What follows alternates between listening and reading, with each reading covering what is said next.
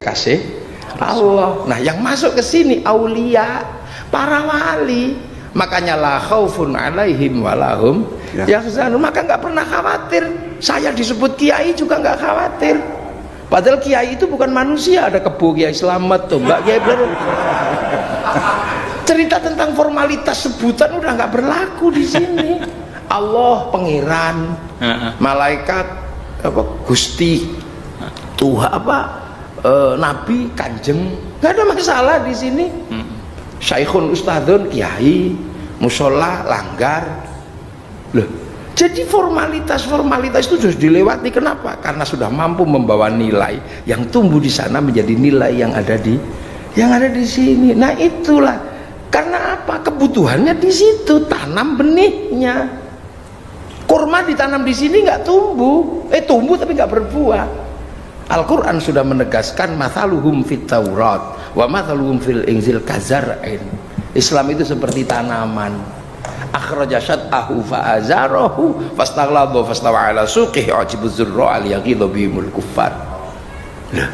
Tanam dulu. Makanya kalau mau merusak Islam gampang, rusak aja cara nanamnya, pasti nggak jalan.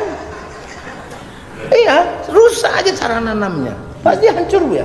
Dimanapun. Loh, ini kan konsep-konsep yang ditawarkan oleh para pendiri bangsa. Karena apa? Konsep kita ini persis konsep setelah apa yang ada dilakukan oleh Rasulullah. Arab itu akhirnya satu bangsa pecah jadi puluhan negara, satu dalam satu negara kesatuan Republik Indonesia. Maka nggak bisa. Makanya kalau saya sepakat dengan Dr. Marzuki, apakah kemudian setelah Rasulullah itu kekuasaan pemerintahan? Ternyata enggak. Sampai di zaman Sayyidina Ali bentuknya bukan kekuasaan. Cerita orang tentang khalifah itu kekuasaan, enggak. Kalau seandainya Sayyidina Ali ini adalah bentuk kekuasaan, ketika Muawiyah memberontak pasti dihabisi karena ini bukan. Seandainya bentuknya kekuasaan, nalar kekuasaan itu ada, ketika Muawiyah berontak pasti dihabisi karena bugot.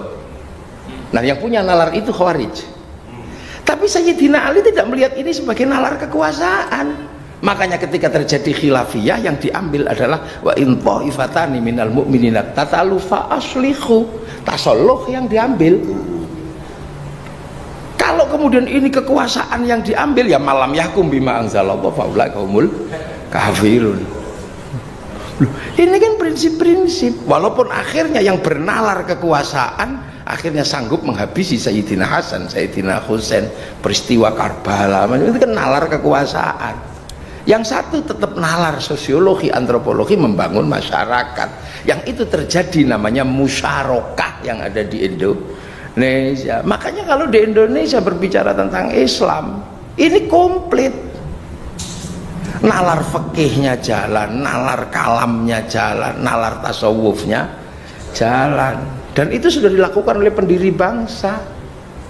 Kalau bukan karena ulama, nggak mungkin Pancasila itu menggunakan bahasa Al-Quran. Kemanusiaan yang adil dan beradab, adlun, adab, ini bahasa Arab. Kerakyatan ra'iyah, musyawarah, permusyawaratan oleh hikmah, bahasa Quran. Dalam perwakilan al-wakil, keadilan al-adlu, sosial bagi seluruh ra'iyah. Loh, bahasa Quran dan bahasa agama eksplisit, bukan tafsir. Makanya kalau kajian teks Pancasila, pasti kita berbicara bahwa nalar Pancasila adalah nalar kaum muslimin ketika membangun bangsa. Dan itu diwariskan oleh para wali, maka teritori yang berbasis para wali disebut wilayah. Makanya al-wali meninggalkan wilayah. Lah wilayah itulah yang kemudian disebut Negara Kesatuan Republik Indonesia. Turun. Assalamualaikum warahmatullahi wabarakatuh. Pesan-pesan uluhiyah Rasulullah adalah mampu merealisasikan kita untuk jatuh cinta kepada Rasul, dan bangsa ini adalah bangsa yang mampu kemudian menerjemahkan apa yang sudah terjadi pada saat Rasulullah menerima pesan uluhiyah itu. Selanjutnya Buya, ada yang mau disampaikan juga? Oke, jadi begini, ke depan kita ya kaum intelektual khususnya, kalau rakyat bawah mah ikut ya, yang berbatasan kita mereka akan taklid aja. Ya.